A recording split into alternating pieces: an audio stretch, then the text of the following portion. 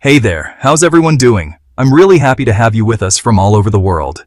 If you're new here, welcome to the family. Don't forget to like and subscribe. So, about 8 months ago, I made a video where I told you that Israel had appointed a new ambassador to Egypt. He held a party at the Israeli embassy in Cairo and invited some prominent figures, though nobody actually revealed who those people were.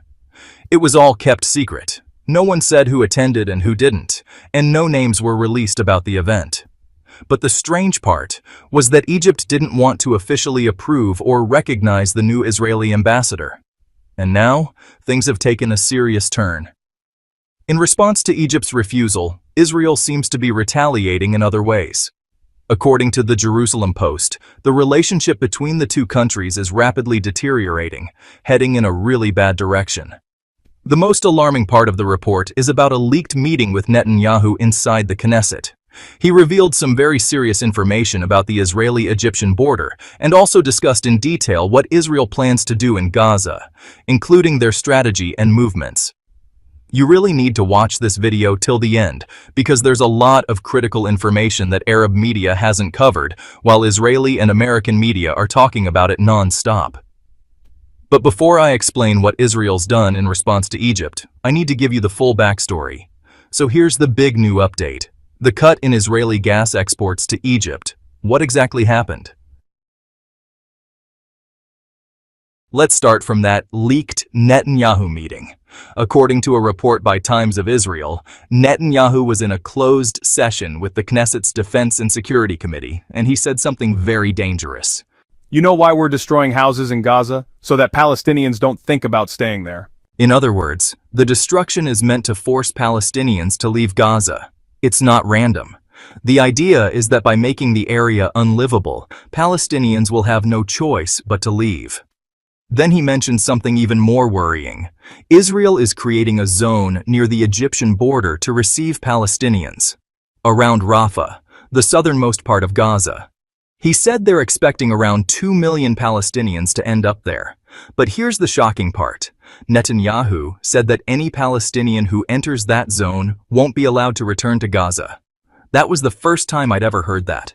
He said they'd be searched, and if they accept aid inside the Rafah zone, they won't be allowed back into Gaza.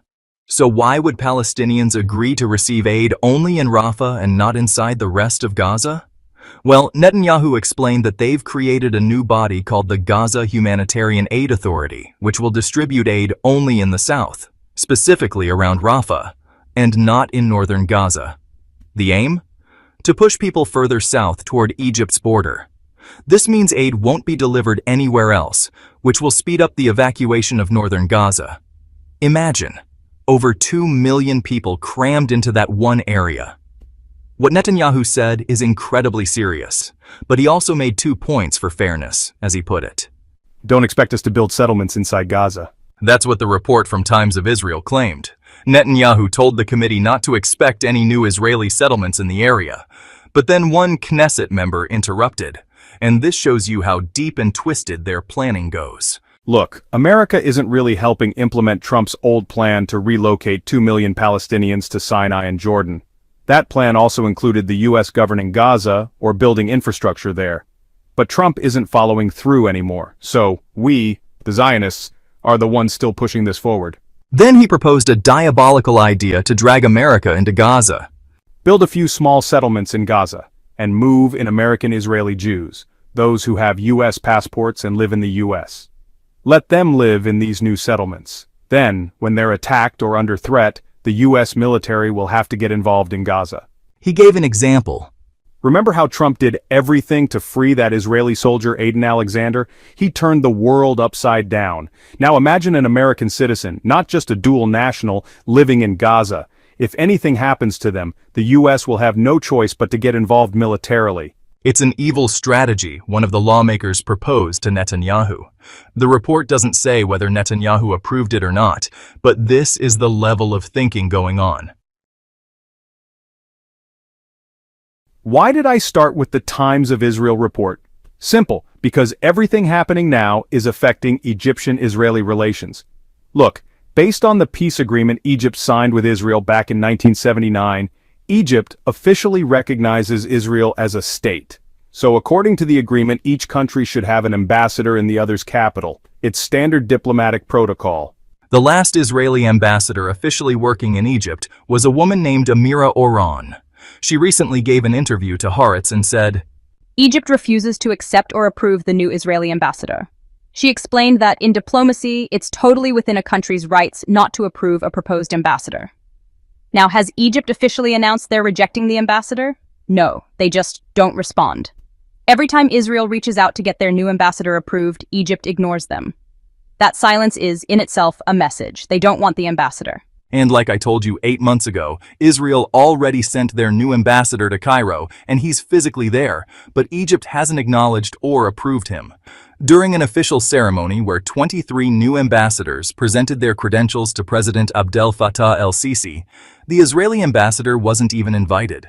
What's even more telling is that Egypt also hasn't appointed a new ambassador to Israel. According to multiple Israeli media sources, Times of Israel, Haaretz, and Jerusalem Post, a diplomat named Tarek Darroug was being considered. He's highly respected and has a strong reputation. Egypt usually puts a lot of thought into who represents them in Tel Aviv because it's a sensitive and important post. But after the Al-Aqsa flood operation, Egypt backed out of sending Tarek Darroug as ambassador. So, as it stands, Israel doesn't have an officially accepted ambassador in Cairo, and Egypt hasn't sent one to Tel Aviv either. Now, Amira Oran, the former Israeli ambassador, said Egypt's actions shouldn't be seen as a diplomatic escalation or threat, but rather as a sign of anger.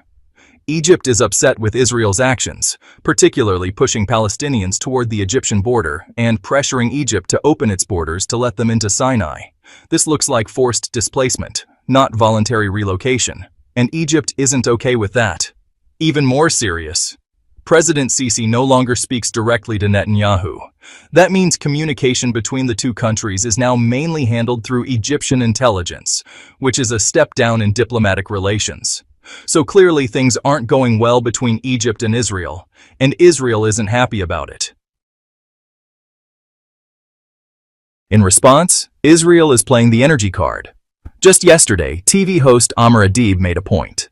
When the weather gets hotter, does the government start cutting off electricity? He was implying a connection between power shortages and the current gas situation. According to Al-Araby Al-Jadeed, a source from Egypt's Ministry of Petroleum confirmed that Israel was supposed to supply Egypt with 200 million cubic feet of gas per day, but didn't. And they conveniently chose the peak of summer to hold back on those deliveries when Egypt's energy demand is at its highest. Why? Israel claimed the pipeline between Israel and Arish is still under maintenance, but the Egyptian side suspects otherwise. They believe Israel is trying to pressure Egypt and force new gas agreements with higher prices, especially since Israel's economy is struggling.